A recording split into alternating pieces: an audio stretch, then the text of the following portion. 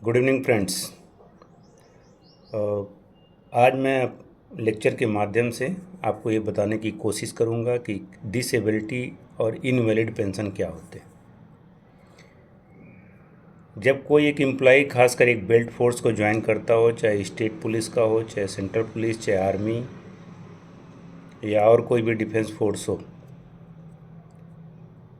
तो उसको तमाम टेस्ट के थ्रू गुजरना पड़ता है। रिक्रूटमेंट से पहले रिटन टेस्ट होता है, उसका मेडिकल एग्जामिनेशन होता है, फिजिकल फिटनेस टेस्ट होता है और एक पर्टिकुलर फिटनेस स्टेट में आने के बाद ही उसको उस फोर्स के मेंबर के रूप में चयनित किया जाता है।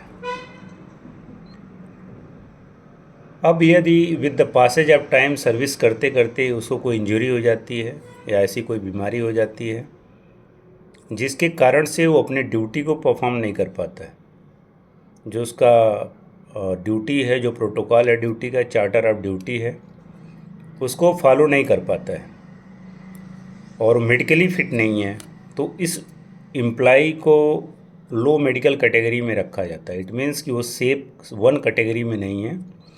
सेप वन क्या होता है? एक सर्टेन क्राइटेरिया है जिसके थ्रू किसी भी मेंबर ऑफ द फोर्स को ये जज किया जाता है कि वो बंदा फिट है कि नहीं है, जिसमें site, appearance, bone status, physical fitness,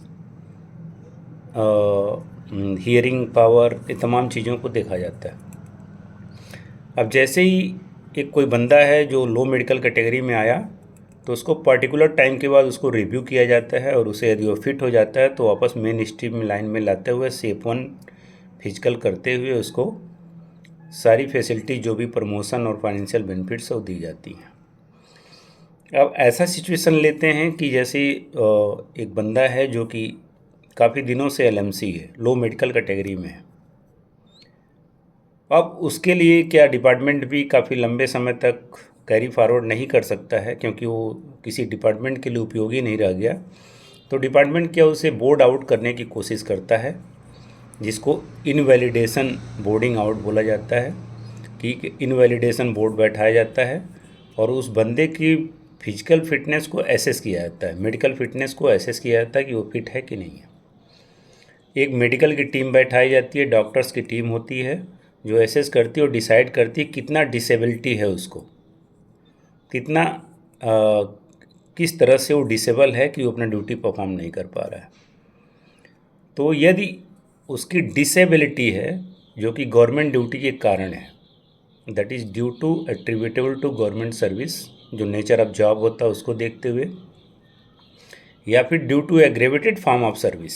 दो चीज़ें होती हैं, या तो गवर्नमेंट ड्यूटी से एट्रीब्यूटेबल होना चाहिए या फिर एग्रेवेटेड फॉर्म ऑफ सर्विस होना चाहिए जिसके नाते वो बीमारी, जैसे कोई बंदा हाई एल्टीट्यूड में डिप्लॉयमेंट है, तो हाई एल्टीट्यूड में क्या होता है, वहाँ पे आँख की बीमारी हो सकती है, वहाँ पे बोन्स फ्रीज हो सकता है। कोई डेजर्ट में है तो वहाँ पे उसकी पेकुलियर डिजीज हो सकती है।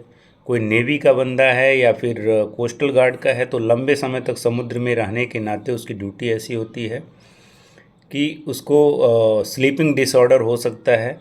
ये तमाम चीज़ें due to aggravated form of service में आ सकती हैं। तो उसको डिसेबिलिटी जज किया था, कितना परसेंट डिसेबिलिटी है। 20% से ऊपर की डिसेबिलिटी है तो उसको बोर्डिंग आउट करने के बाद डिसेबिलिटी पेंशन दिया जाता है। और साथ ही साथ एक ऐसा बंदा है जो कि जो इंक्वायरी कराई गई उसमें due to attributable government service नहीं है या aggravated form of service department को नहीं मिला, तो डिपार्टमेंट उसको इनवैलिड बोर्ड आउट कर देती है और उसे कोई पेंशन नहीं देती, या फिर पेंशन देती है तो इनवैलिड पेंशन देती है। तो सबसे पहले हम दो चीज़ें जानेंगे कि इनवैलिड पेंशन क्या होता है, डिसेबिलिटी पेंशन क्या होता है। डिसेबिलिटी पेंशन जो सीसीएस पेंशन रूल है सेंट्रल गवर्नमेंट का, सीसीएस पेंशन रूल 1972 का रूल है, इसमें 49 में डिसेबिलिटी पेंशन की बात की गई है। जो रूल 38 है उसमें इनवैलिड पेंशन की बात की गई। इनवैलिड पेंशन बहुत ही कम मिलता है, आई थिंक 9000 है मिनिमम, या 1/3 का होता है। 9000 मिनिमम मिलना ही चाहिए। तो यदि उसकी इंजरी एट्रीब्यूटेबल है तो उसे डिसेबिलिटी पेंशन मिलेगा, यदि उसकी एट्रीब्यूटेबल नहीं है तो उसे इनवैलिड पेंशन दिया जाएगा।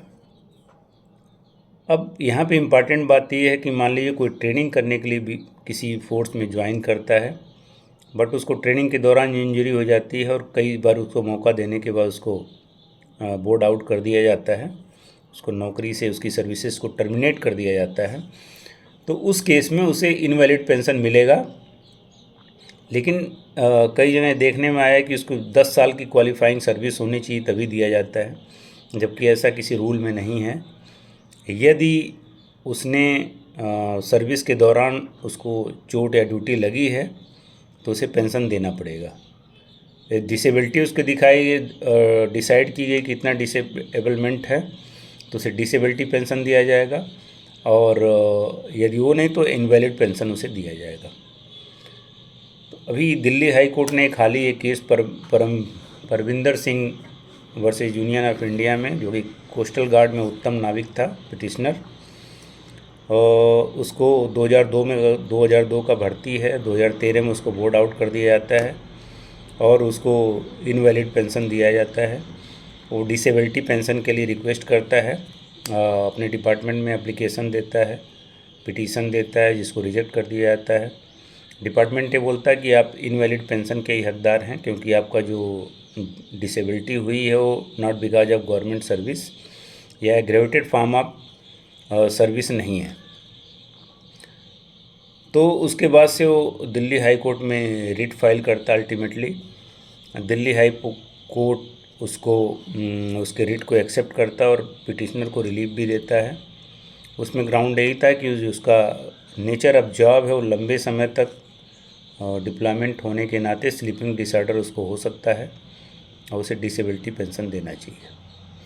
तो इस पूरे जो आज का मेरा जो आपको बताने का मतलब है, इसमें दो चीज़ें बहुत क्लियर होनी चाहिए। कोई भी ऐसा मेंबर है जिसके सर्विसेज को टर्मिनेट किया गया है तो वो पेंशन का हकदार होता है, चाहे नए पेंशन स्कीम के अंदर कवर होता है या फिर ओल्ड पेंशन स्कीम के तहत कवर होता हो। यदि उसको डिसेबिलिटी गवर्नमेंट सर्विस में नहीं है तो उसको इनवैलिड पेंशन एटलीस्ट मिलना चाहिए। इसमें तमाम तरह के डिजीज़ भी शामिल हैं जिनको CCL COP rule extraordinary pension rules में नहीं होने के बाद भी उस पर्टिकुलर फैक्ट्स और सर्कमस्टांसेस के ऊपर निर्भर करते हैं, क्या उसका जो इंजरी हुई है, जो डिसेबलमेंट हुआ है, वो किसी तरीके से काजल कनेक्शन है। एक काजल कनेक्शन होना चाहिए नेचर ऑफ ड्यूटी और नेचर ऑफ इंजरी में। यदि ऐसा है तो उसे पेंशन मिलता है।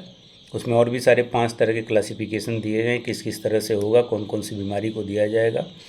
बट हाल ही में ऐसे ऐसे जजमेंट आ रहे हैं। पंजाब और हरियाणा का हाई कोर्ट का एक जजमेंट आया था जिसमें हार्ट अटैक जो कि नेचुरल डेथ में आता है, और नेचुरल डेथ के केस में EOP नहीं दिया जाता है, एक्स्ट्राऑर्डिनरी पेंशन। बट उसमें भी पंजाब हरियाणा हाई कोर्ट ने ये माना कि यस कि नेचर ऑफ जॉब को देखते हुए, क्योंकि एक बेल्ट फोर्स का जो मेंबर होता है वो बहुत ही स्ट्रेस और स्ट्रेन के बीच में अपने जॉब को परफॉर्म करता है, तो ऐसी संभावना है कि due to stress and strain उसको इंजरी हो सकती है। तो all depend upon the facts and circumstances of the particular case. बस आपको जागरूक ये रहने की ज़रूरत है। यदि कोई भी आपका साथी है या फिर कोई और है या आप खुद विक्टिम है, सुनने वाला खुद विक्टिम है कि उसे बोर्ड आउट किया जाता है, तो उसे पेंशन मिलेगा, चाहे इनवैलिड पेंशन मिले या फिर डिसेबिलिटी पेंशन मिले। डिसेबिलिटी पेंशन नेचुरली ज़्यादा होता है, एज पर डिसेबिलिटी जितना डिसाइड हुआ उसके मुताबिक डिसेबिलिटी पेंशन दिया जाता है, जबकि इनवैलिड पेंशन फिक्स होता है और उतना ही मिलता है। इन तमाम चीज़ों को ध्यान में रखते हुए डिपार्टमेंट भी हालांकि कोशिश करता है कि ऐसा नहीं, फिर भी मान लीजिए चूक जाता है तो जो विक्टिम है जिसको एक इनवैलिड पेंशन या फिर डिसेबिलिटी पेंशन नहीं मिल पाया है, तो एक पिटीशन अपने डिपार्टमेंट को दे सकता है कि ये डेवलपमेंट है और जो इंजरी मुझे हुई है, ये injury just because of government service मुझे भी रहते हुए हुई है। जिस दिन मैं ज्वाइन किया था उस दिन तो मैं फिट था, उस दिन मुझे कोई दिक्कत नहीं थी, मैंने सारे टेस्ट पास किए, मैंने certain period of duty perform किया, 7 साल 10 साल 15 साल मेरी सर्विस हो चुकी है। तो यदि मैं डे 1 में फिट था तो आज भी मैं फिट होना चाहिए और मैं पेंशन का हकदार हूँ। तो ऐसा प्ली लेते हुए अपने डिपार्टमेंट को पिटीशन करते हैं, वहाँ से रिजेक्ट हो सकता है तो किसी हाई कोर्ट में आप रिट फाइल कर सकते हैं, एक सर्विस मैटर देखने वाले एडवोकेट को हायर करके, और अपने हक को पा सकते हैं। Thank you. जय हिंद, जय Bharat. Keep listening informative videos जो आपके काम में आ सकता है। और keep subscribing for more videos. Thank you.